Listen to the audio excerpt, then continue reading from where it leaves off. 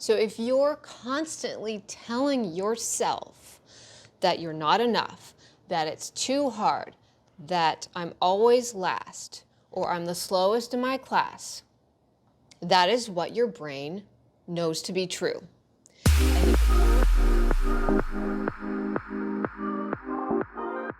Hello and welcome to episode 3 of Dance RANTS. I am Vina, owner of StudioVina.com, a website where you can learn to pole dance at home with me. Today I'm going to be talking about self-talk or self-judgment, or what would be another way to put it? Basically just how you talk to yourself dramatically affects your pole practice, and of course your life in general. So this one is dear to me because I grew up in a home where we were taught that it's better to think negatively about yourself, about an upcoming event, so that you don't feel disappointed if it doesn't turn out the way you want, than it is to feel positive and upbeat about something. My whole family is very much like this. So it was a big struggle for me to stop going into my negative patterns, which were just obviously drilled into me from a small child. But it can change. So what am I talking about? I'm talking about things like this. So say, for example, you're going to your pole class or you're talking to somebody about your pole practice and you're like, oh yeah, no, I'll never be able to do an iron X. Or yeah, I can't invert. It always hurts. Pole sits, they always hurt. I'm so scared of inverts, or I'm so scared to do a cartwheel mount. I'm just not as good as all the other people in the class. I always fail. Somebody maybe gives you a new tip and you're like, well, this will never work, is the first thought that goes through your head. Nice try, but I've tried everything and that's not going to work. That type of mindset is holding you back. I know you might be like, oh, I'm this many years old and it's worked for me so far, or it's a good way to motivate myself to really, feel happy when it does work out versus I knew it wouldn't work. That was my old mindset, that I knew it wouldn't work. And changing it isn't easy, but it is possible, and I'm going to give you some tips and some ideas that you can use to work through this. So if this sounds like you, keep on watching. Now, one of the things I want you guys to understand is that our brains, they're very smart, but they're also kind of silly and stupid because they don't know the difference between what is real, what's actually happening, what's reality, versus what is a story that you are feeding it. So if you're constantly telling yourself that you're not enough, that it's too hard, that I'm always last, or I'm the slowest in my class, that is what your brain knows to be true. And if it knows that to be true, what's going to happen? Things are going to be so much harder for you in your pole practice and your life. Now, I'm not saying that suddenly changing it means changing your thought process is going to mean every day is just, oh, la-di-da-di-da. But it really, truly does help, and it changes how life feels. I can tell you this 100%. Like, as a previously negative Nelly, and now I've switched to a more positive thought process. It has changed my life for the better. Was it easy? No. It has taken probably 7 years of work for the default of my subconscious to be positive as opposed to negative. And the other thing is our brains are hardwired to just latch on to the negative or the dangerous or, what might hurt me.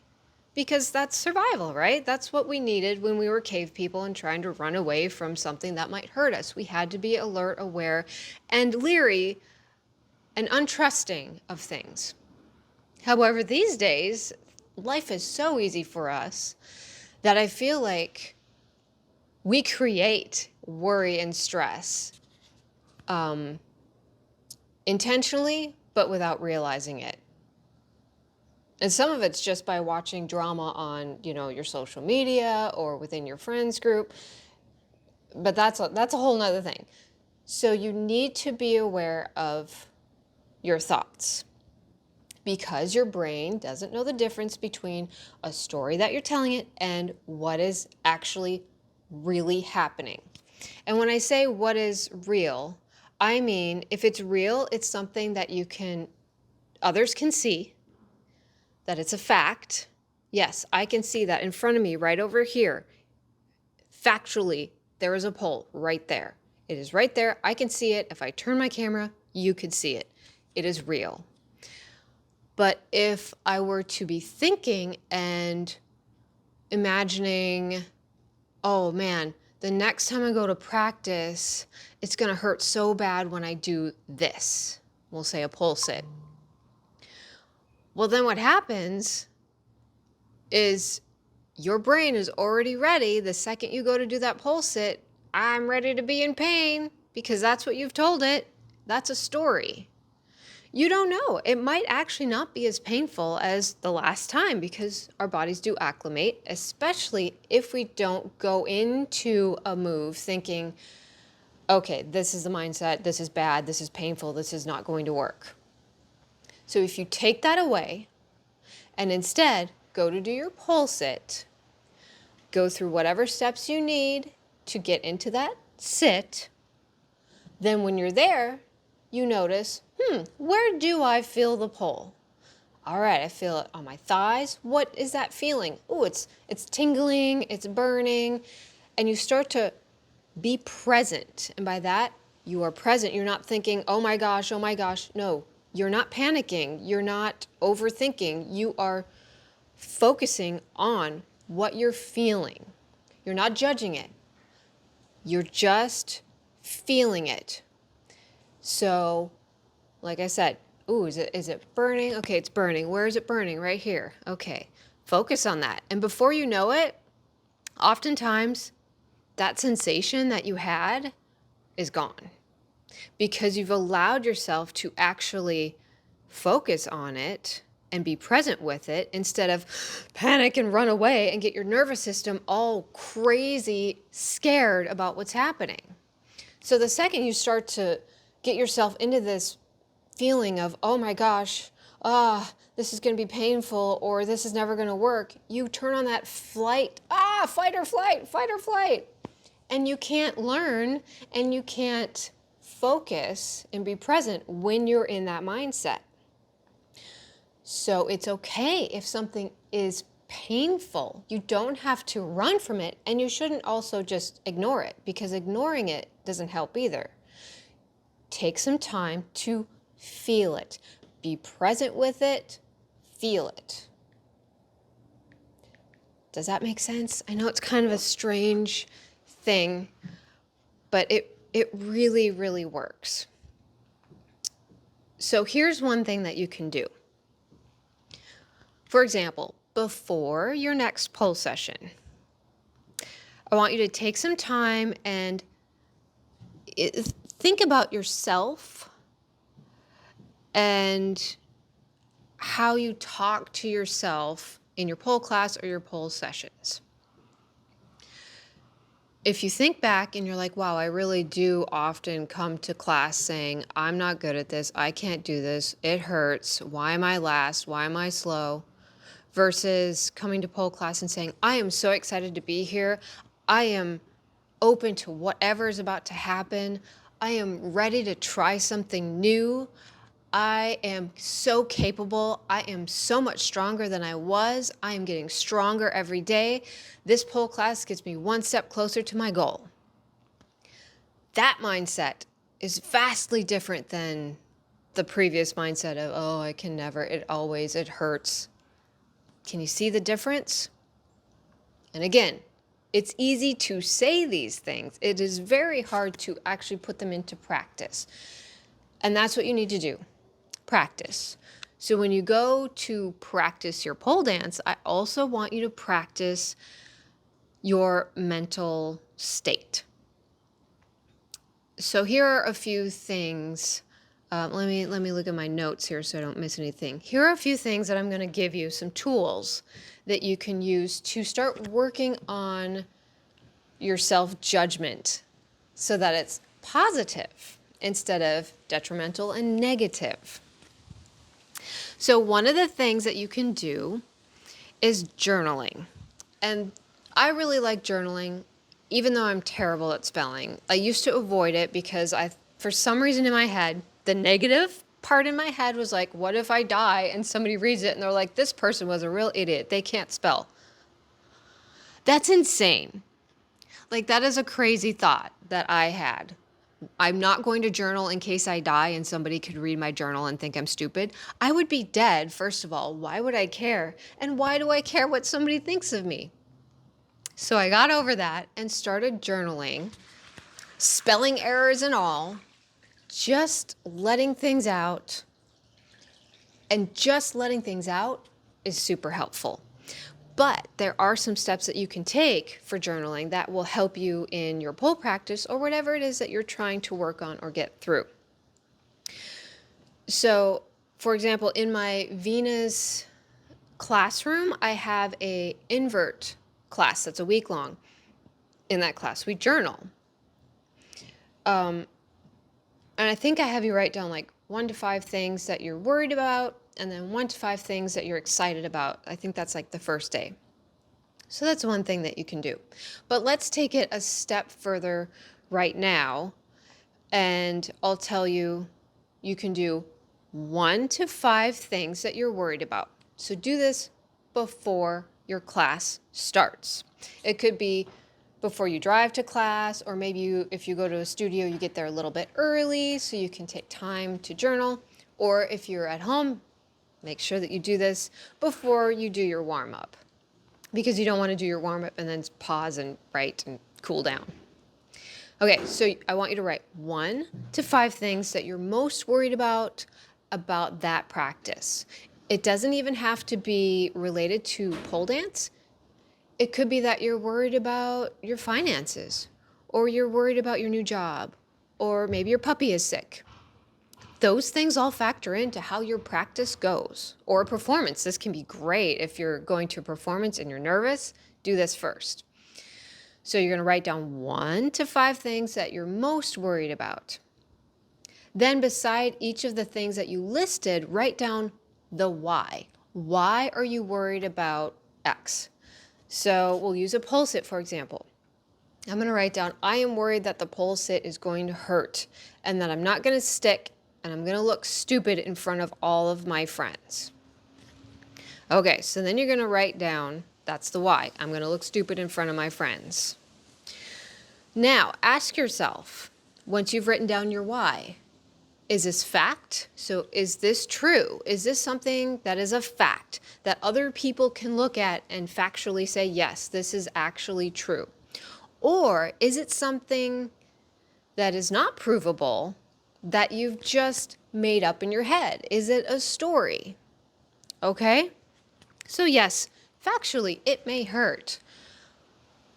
But is it going to be something that everyone's laughing at you over? No, because you know what? Everybody else is worrying about themselves. They're all having the same issues in their heads of, oh my God, I hope I don't look stupid. But we can get rid of that. We can just be present. And if you're being present, that pole sit may not hurt like it used to, because remember, you're going to go into it without judgment. You're going to take the steps that you need to get into your pole sit. Pole hold, grab around the pole, tip your hips, breathe and sit. Feel it. All right, where am I feeling this pole sit at? Maybe I'm feeling it in my hands today because I'm holding the pole. Maybe I'm feeling it, a lot of pressure on my thigh. Is it burning? What is it? And the second you start to focus in on that sensation, on being present, it's going to change. It's going to potentially just go away and you're not really going to feel it. It's going to not be nearly as big a deal as what you've told yourself. And the pole sit is a really good example of this because it's something that beginners really struggle with. So, another thing that I really like to do besides journaling is meditation. I've been meditating now regularly for probably 2.5 years. It's not something that came easily to me, but again, there's all different types of meditation. And for me, I gravitate towards ones that are guided. And if they're not guided, then I usually listen to some sort of music and kind of get in the zone with the music really helps me. But anyway, for my tips, I want you to try and use a guided meditation that is usually one of the ones I like is a chakra meditation. So look for a chakra meditation, like chakra balancing, that is guided. The reason I like the chakra meditation that's guided is usually they'll verbally go through, say, your root chakra. I am safe. Just that alone, saying I am safe, especially if you're somebody like me who has trouble feeling like they are safe. I grew up feeling very unsafe. Just hearing somebody say I am safe and repeating I am safe can change everything for you. Because remember, your brain doesn't know that you're just telling it a story. I am safe, I am safe. It's going to feel, oh, okay, I'm safe because you said it. Just like if you say, I am stupid, your brain's like, okay, you are stupid. So it's pretty cool how it truly, truly works. And I am super skeptical of things because I grew up in a religious home, fundamental Christian. So even meditation, I didn't go to dances. All of this stuff was like really woo-woo, crazy, potential demonic stuff. So I get if you're like, this is weird, I don't know, it seems like mind manipulation. Well, it is, but you're in control of it. It's your brain. Your brain does these things. So meditation that's focused on balancing the chakras can be very helpful. Another thing is hypnosis. I actually started with self-hypnosis. I want to say it's been 10 years probably, and I haven't done it lately. But I used self-hypnosis to get over some of my anxieties. I had very bad anxiety. I could not go to restaurants and sit and eat because I would get so anxious. I would feel sick to my stomach. I would avoid situations if I had to make a phone call, like to the doctor or the vet. I would avoid ordering my own food. I could not order my own food. And if I knew that I was going to have to do this, it would ruin my whole day.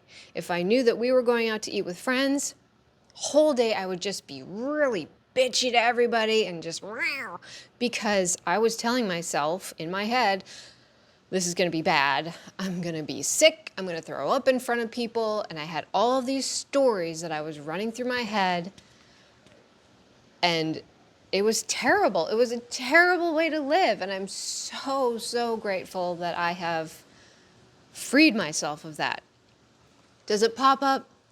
Every once in a while, I get a little anxious about something, but it truly does work. Meditation, hypnosis, they work. So there are self-hypnosis videos that you can find on YouTube. I went through a woman, man, I don't even remember her name now. She had a website and you could you purchased them. Don't be afraid to buy something.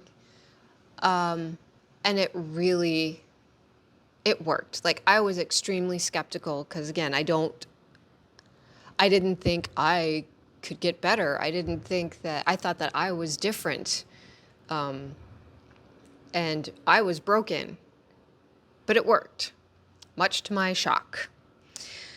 So, yeah, those apps can really help change how your subconscious brain is running and turn it from those automatic negatives to automatic positives. Another thing that can help is non-judging or no judgment zone. So when you're in the no judgment zone, that is easier said than done for most of us, especially if you grew up with family members, or, just thinking that judging everything was normal and healthy. It's not. Judging everything is actually a way to pull you out of the present moment, because you're literally sitting here looking at things, whether it be people or this video or a tree or a bird, and saying, I like this, I don't like this, I like this, I don't like this. And instead of just being around it and present with it, you're just, I like this, I don't, I like this, I don't. It's normal. That's what our brains do. So we need to practice being present. And non-judging is part of learning to be present. So just by becoming aware of how often that you're judging something can help retrain your brain to stop doing it so often. Of course it's going to happen. We're human. That's how we move through life, judging. Oh, I like this, I don't like this. So I'm not saying you're going to suddenly just be carefree and present constantly. Like, we're human. You would need to become a monk, and even then, you're going to have judgment. But it's about practicing non-judging. So then, along with that, and the last one is mindfulness, which goes along with no judging. Now, mindfulness is something that I have been working on for probably 4 years now, maybe 5. It was right around COVID, I would say, I started to really dive more deeply into the spiritual practices, because I had struggled so much with depression and anxiety when the pandemic hit. And I actually stopped pole dancing, and I don't have the videos up anymore, because since we changed the website, those videos didn't move over, but I could repost them. I have videos showing how I had to come back. I couldn't even invert. I had not done any exercise. I had just sat around feeling depressed and sorry for myself. And then I started working on the whole spiritual aspect of things. And it really, it saved me. I'm still here. So it's something that is important to me, and I want to share with you guys, because it really, it changed my life, along with, I don't want to get my channel in trouble. The herbs, along with certain herbs that have wonderful terpenes in them, that, along with the meditation and the journaling, worked phenomenally. So I would use the herb only in the evening, and only when I was feeling positive, and I would only use it and watch or participate in things that were uplifting and positive. I never ever use it when I'm feeling super worried, or because what I was hoping to do was help my brain rewire into it more easily into a positive state by using that herb. It seems to have worked quite well.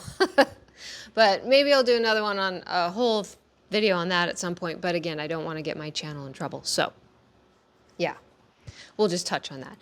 Okay, so back to mindfulness, right? That's where I was. All right, I think, yes, I have a list here.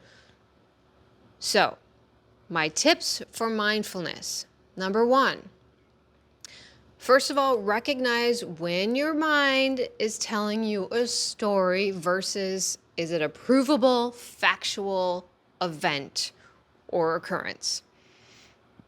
If it's not, it's just a thought. So you can let it go. It's just a thought. Let it go. And if you don't like that thought, try and replace it with the opposite, positive thought. But the first part is just recognizing, oh, hey, that was a negative thought, or that was a really, that was a thought that really made me not feel so good. So recognizing it, step 1. Step 2, remember that reality happens in the present moment. So once you have started to think, oh, wow, that's so beautiful, it's amazing, you're not present anymore. You're now taken out of that moment and judging, right? So you're like, oh, that was beautiful, that was pretty. Oh, but if you're present in it, you might close your eyes and just feel, what are you hearing? How does the sweater feel on your skin? What does the air feel like going through your nose? What do you see when you close your eyes? Just taking a minute to sit and feel and hear and be present is challenging and a really good practice. And it's okay if you start to wander off. Like, that's part of meditation. It's not about, most meditation isn't clear your mind and think of nothing and sit there quietly. No. Meditation is often very messy and full of, crap. Well, there was that thought. Okay, let it go. Back to what I was doing or focusing on. Oh, there's another thought. Let it go. Or sometimes you can just sit and watch your thoughts float by like a cloud. That can be interesting too. Anyway, so number 2, remember that the present moment is reality. That's when things are happening. Number 3, things don't have to be black and white, good or bad. They can just be. This is something that was really, really hard for me because, again, the way I grew up, it was good or bad. The whole gray zone I was taught was dangerous, and that's how you get yourself into trouble. That's where the devil lives. All kinds of things. So to just let something be was really challenging, and it still can be at this point. But for example, when we had the hurricanes come through, everybody was like, you must have been so scared, you must have been terrified. I wasn't, because I've never gone through it before. So first of all, I was naive. I had no idea it was going to be a historically terrible hurricane that has never happened for 100 years where I live. And so I went into the storm with the mindset of, I don't know what will happen. It is what it is. There's nothing I could do other than prepare as best I can. And it turned out okay, thankfully. But it would have done me zero good to be freaking out and panicking and worried, because it gets me absolutely nowhere except for stressed out and unable to do the things I need to do, like prepare for the storm. So if you're spending all of your time worrying, you're not able to actually move forward and create the life that you want or the pole practice that you want. Number 4, it's not about pushing feelings away, but rather stopping to acknowledge them without trying to prevent them from happening or suppress them. Let them. So, say you go into pole practice and you walk in there and there's somebody that you hadn't seen for a while, but you used to be friends and you'd had a fight, and then suddenly you feel like, ooh, this might affect my pole practice. I don't really want to be here. I feel uncomfortable. So instead of continuing to tell yourself that story, acknowledge it. Okay, I feel uncomfortable with the situation. Great. You've acknowledged it. If you want to, you can sit with it. Okay, what is the reality? Is she actually coming over to being mean? Do you actually know what she's thinking? No, you don't. So you cannot make a judgment on that because you don't know what that person is thinking. You can't judge it. Okay, so then you're in the present moment and you're going to do what your teacher is telling you, or what, if you're watching my videos using the tutorials at home, you're just going to focus on what I'm teaching you. But of course, I don't think that person would be in your house. Maybe she stopped by. But you're going to focus on the class because that's what you're there for, right? The class. And if that feeling pops up again, don't say, "Ah, oh, shoot, I shouldn't have felt that, or I shouldn't have thought that. Stupid, goddamn." No, you say, "Oh, ooh, that popped up again. Okay, let it go. Replace it with something else of positive nature, or just let it go and go back to focusing on that class, whatever task you were working on." Does that make sense? So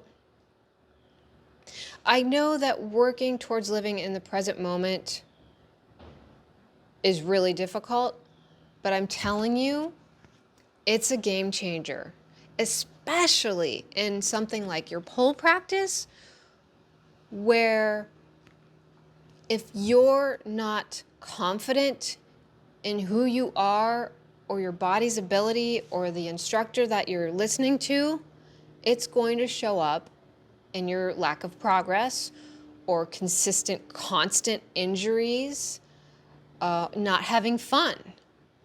So if your pole practice is not fun and you're starting to dread going to pole class, or you're starting to dread trying to train at home, it might be time to think about the stories that you're telling yourself. Hopefully, I didn't confuse you all too much, because it's a lot to cover. It's a lot. But get out your journal, start writing down any fears or worries that you're having with whatever pole trick or whatever's going on in your life. Look at it and say, is this a story that is true? Is it factual? Is it real? Or is it just something I'm telling myself and I'm holding myself back?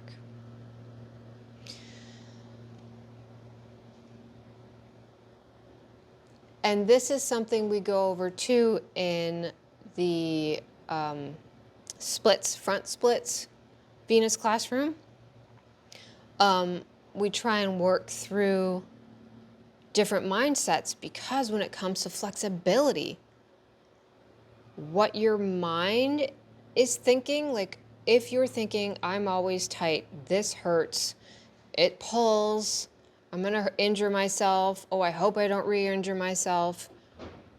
You're now out of the present moment, not feeling your muscles, not actually going through the action you need to complete the task, but off in storyland of negativity. It's gonna hold you back. Whereas if you come to class and you're like, all right, I am open to whatever happens, I am going to allow things to roll off my back and replace it. If I go on a negative tangent, I can replace it with a positive, or I can just let it go and focus on the task at hand. It's going to change your pole practice. I promise you. So yeah, that is my rant for the day. Now you guys can probably see these aren't like, ah! I'm not ranting in an angry way for the most part. It was just a cool name, Pole Dance Rants. So I hope to see you again next week. And again, if you have something you want me to cover, send me a message or leave a comment, and I will see if it's on my list or add it to my list. I will see you guys next week, and I hope to see you on the website where you can learn to pole dance at home with me. Bye.